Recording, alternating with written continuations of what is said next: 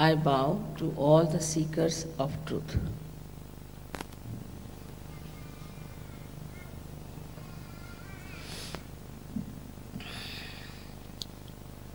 You have been already told about these centers within us, their qualities, and these three channels which constitute them.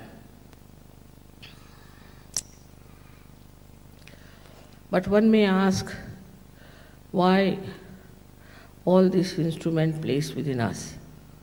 With what purpose?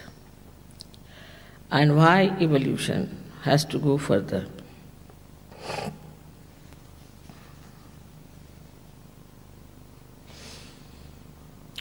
The reason is, you have to now become the spirit. Go beyond your physical, emotional, mental being and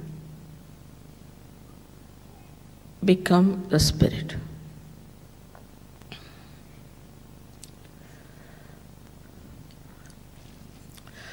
Because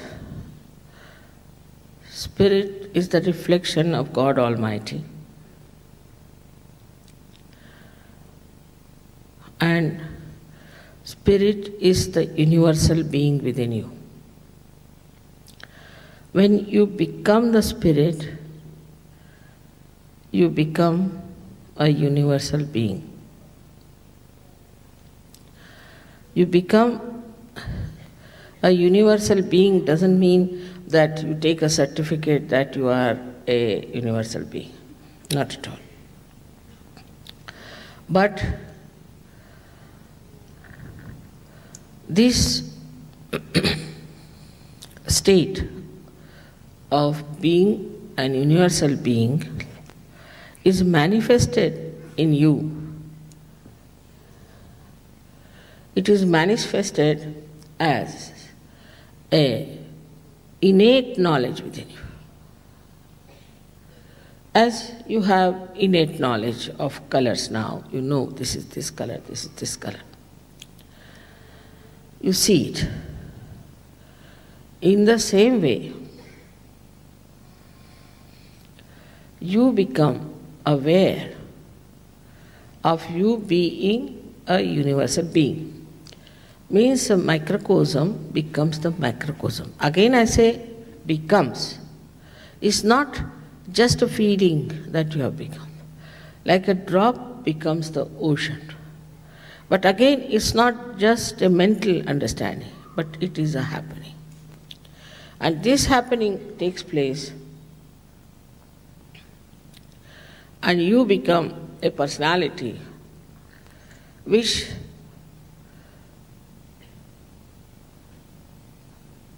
leaves your boundaries, limitations, and you start seeing yourself as a very loving, affectionate, compassionate personality. When a child is born to a mother, she feels tremendous love for the child. From where does she get this love? It is innately built within her, and her love becomes doubled. Whatever love she had for herself starts flowing towards her child.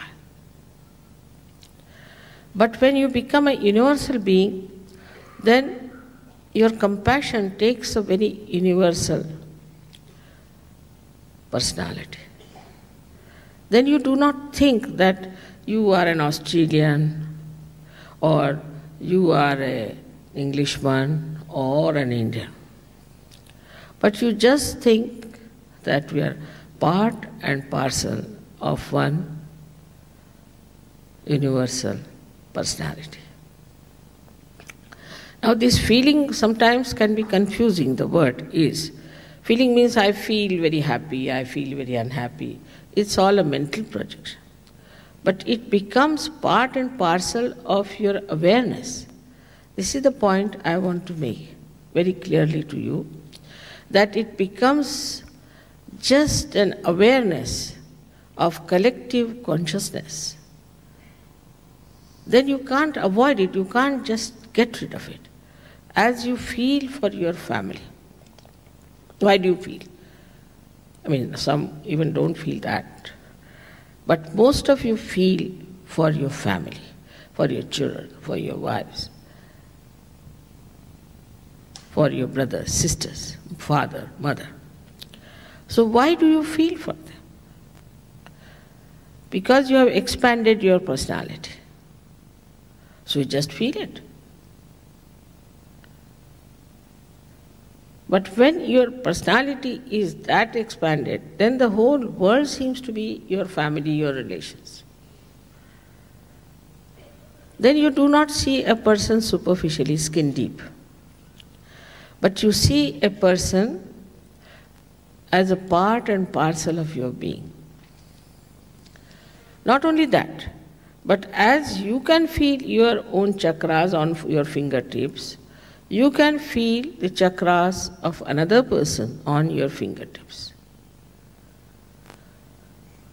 And then if you know how to correct, you can correct those centers and correct their problems. Today I'll just deal with one chakra, how when one chakra goes out of order, what happens to us. It's very interesting to find out how we suffer from so many diseases because of one center. This center is the second center of Swadhisthana.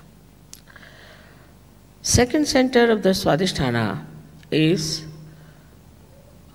attached to the Nabhi, the third center, and moves around the whole of that green area. It can go to the end, to the periphery, or it can be anywhere. And the duty of this center is mainly to convert the fat cells for the use of the brain. That medical science doesn't know. The other functions are to look after the liver, to look after the pancreas, look after the spleen, the kidneys, and the intestines. So when we start thinking too much, when we become futuristic, we start planning everything. I mean, sometimes people plan so much that you don't know where you are left with that plan. And that planning gives you a terrible mental exertion, and you need more energy for your cells in the brain. So this has to pass, as you see here clearly, it has to pass into your brain, the energy. But when you think too much and plan too much, and if you are successful, then you develop an institution called ego, which is a big yellow bile in your head. That's not only thing. But as you start thinking too much, you neglect all these visceras, all these organs in the viscera. And thus, you have very big problems of health to begin with. Of course, when you neglect your liver, you know, liver is, they say, you will live till your liver will allow. Now, this liver has to clean all the poison from your body. It comes out as heat and is delivered to the bloodstream. But when this is neglected, this poor liver doesn't know how to function without the energy, and all the heat is accumulated in the liver. So a person suffers from liver trouble.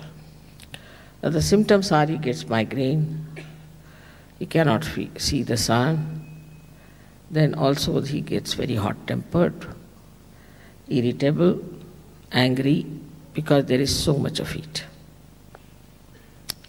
Then this heat passes. I was telling in Canberra, most of the Bureaucrats have this problem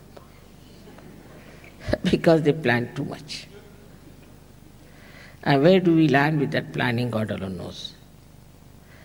So, then this heat passes upward and downward.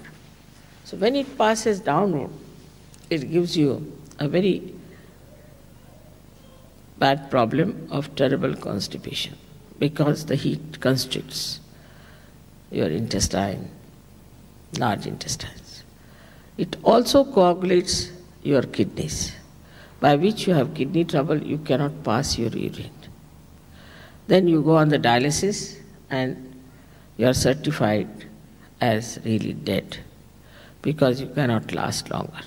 It's a very expensive treatment, but doctors do not tell you frankly that, oh, you are not going to live. Then this heat can pass upward. And when it goes upward, it goes, say, to your right heart as shown there. As a result of that, you develop asthma.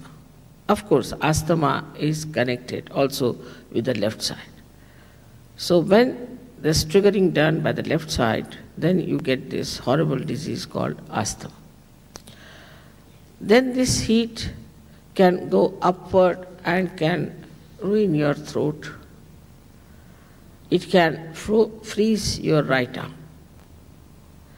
It can make your left eye red and also your left ear deaf. But by chance, if such a person is young and using too much physical energy and mental energy, as well as drinking a lot, he can have a very fatal heart attack, a very massive one, and he may die very early in age. You must know that all such attacks at a young age always are fatal. But when you see to the other side is that there is a pancreas which is neglected. As a result of the neglect of the pancreas, you develop a disease called diabetes. Even the mothers who are extremely planning type and thinking type give that disease to their children. And children are born with diabetes. Then you have the third problem with the spleen. This is the most dangerous one. Nowadays, as the life is, we are all time bound, very particular about time. As a result of that, we have become extremely hectic. Supposing you sleep very late in the night, then you have to get up early in the morning somehow get into your clothes and run to the office. Don't even take your breakfast, your wife will give you. So on the way in the car you are eating your breakfast. And then you read the newspaper. You get a shock of your life because so many horrible things are happening. Newspapers will never give something that is good or is doing well, but something that has gone wrong to give a sensational feeling. It gives you sometimes horrible things. So early in the morning, if you read something horrible, being a human being, you are sometimes shocked. Then you find there is a jam on the way and you get so upset and all your peace is disturbed. Now this spleen is responsible for creating red blood corpuscles when you are in emergency. You must have seen when you eat your food and you run, you get a pain here. That's because your spleen is trying to pump out new RBCs. Now, to create that, this spleen has to work very hard. But it cannot understand the crazy, hectic personality. Every time it tries to cope with it, it goes crazy. So such a spleen becomes crazy, and ultimately with some triggering on the left-hand side, you develop a horrible disease called as leukemia or blood cancer. Then also your intestinal problems, the pain in the stomach and all that, indigestion, all go hand in hand only because of one center only on the right side. I have not even described the left side center. So If I describe all these, then the whole materia medica will be described. It's like that. So all the permutations and combinations of these centers give you physical problems, then the left side gives you the mental problem. Now, when the Kundalini rises, as I told you, she pierces through these centers and like pearls, the thread passes through different pearls. So the left and right hand are brought together and are nourished, and that's how you feel all right, your health is all right.